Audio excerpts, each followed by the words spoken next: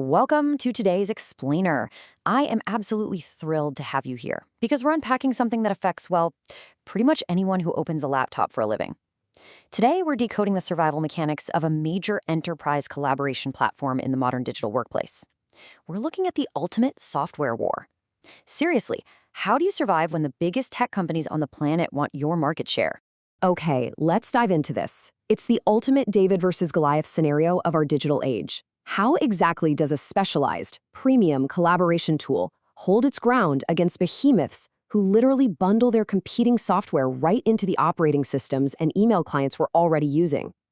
Think about your own daily work life for a second. You probably toggle between half a dozen apps just to get your job done. So why do companies pay extra for a very specific tool when they might already have a good enough version sitting there for free? That is the billion-dollar question we're unpacking today. To answer that, we're going to use a classic, incredibly effective framework, the SWOT analysis. Now, for anyone new to it, a SWOT analysis just evaluates a company's competitive position by looking at its internal strengths and weaknesses, alongside its external opportunities and threats. Think of it like this. We're dividing our story today into two distinct parts. First, we'll examine the internal fortress of our specialized collaboration company. You know, what makes their walls strong and where the cracks are hiding. And then we'll zoom out to the external battlefield they have to fight on every single day. All right, let's kick things off with inside the fortress, internal strengths and vulnerabilities. We're going to cross the moat and look really closely at the internal controls, starting with the sturdy walls of the platform itself. What actually keeps users loyal and the revenue flowing? Well, here are the foundation stones of their fortress. First and foremost, they've built an incredibly strong brand image. People don't just use the software, they actually genuinely like it.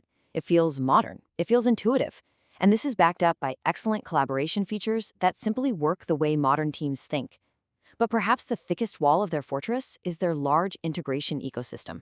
Because it's a standalone platform, it plays nice with everyone else. Whether you use design tools, coding repositories, or CRM software, it plugs right in. Add to that a secure and scalable platform, and you've got an unshakable foundation for everyday users and massive global enterprises alike. They've built something seriously robust. Now, what's really interesting about this dynamic is the ultimate internal tug-of-war taking place. On one hand, you have these advanced premium collaboration features. They're highly specialized, beautifully designed, and they offer a noticeably superior experience.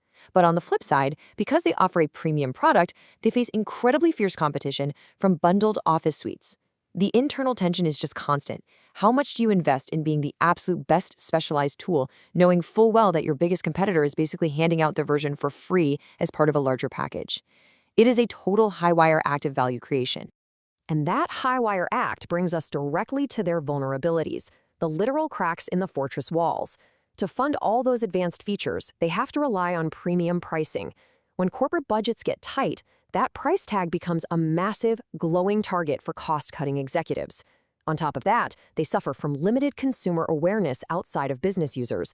Your IT department knows them well, sure, but the average consumer probably isn't using it to organize a family reunion. And finally, there's a structural weakness we all know a little too well, a complete dependence on internet connectivity. We've all been there, right? You're about to make a brilliant point in a crucial remote meeting, your internet hiccups, the platform completely freezes, and suddenly you're talking to an empty void.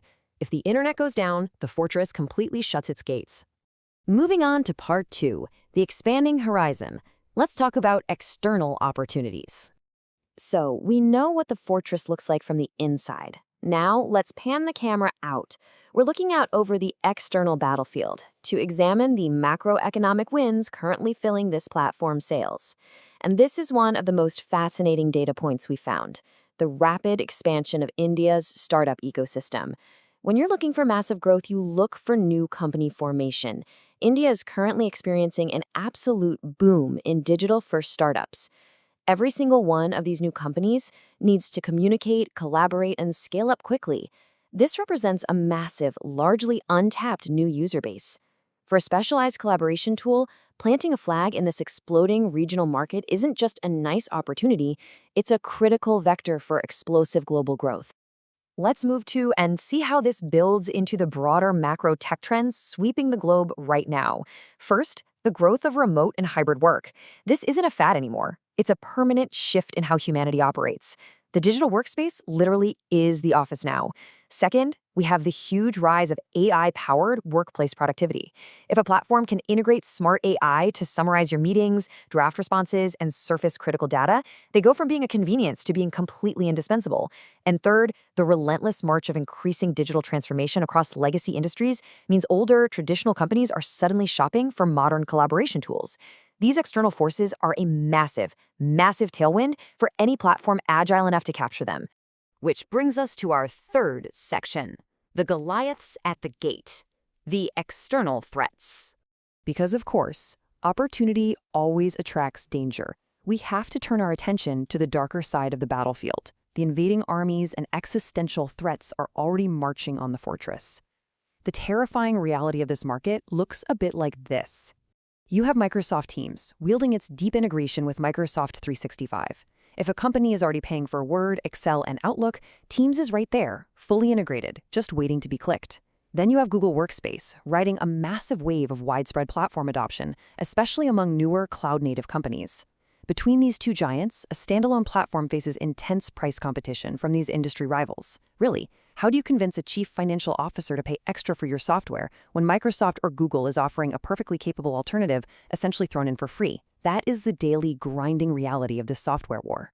And making matters even worse, this battlefield is experiencing incredibly rapid changes in enterprise software. The ground is constantly shifting underneath everyone's feet. Think about it. What was considered a cutting-edge feature just 6 months ago is suddenly a standard baseline expectation today. In an environment moving this fast, resting on your laurels is a death sentence. You have to innovate constantly, release features flawlessly, and adapt instantly. Otherwise, you're just going to be left behind in the mud while the giants march right past you. And that brings us to our final section, the final verdict, survival of the specialized. We've seen the strong walls and the structural cracks of the fortress. We've seen the massive opportunities on the horizon and the terrifying Goliaths marching toward the gates. It's time to synthesize everything we've learned. So the crucial point is summarized beautifully by the idea that the true test of a platform is balancing a strong brand image against price competition from rivals. Ultimately, it all comes down to value. Can the premium standalone excellence, that wonderful user interface, the massive integration ecosystem, the secure scalability, can all of that actually justify the premium price tag? To survive, this platform has to prove every single day that they aren't just some luxury add-on, but an absolute necessity for doing great work. And they have to do it despite the sheer gravity and cost efficiency of the bundled tech suites actively trying to crush them. Which brings us to the ultimate question I want to leave you with today. Take a look at your own digital workplace setup. Think about the tools you actually love using versus the tools you're simply forced to use by your IT department. Does the future of work belong to specialized innovators who build one perfect thing, or will we all eventually succumb to the gravity of bundled, all-in-one tech ecosystems? It is a fierce battle, and it's happening right now on the screens in front of us. Thank you so much for joining me for this explainer. Keep learning, keep questioning, and I will see you next time.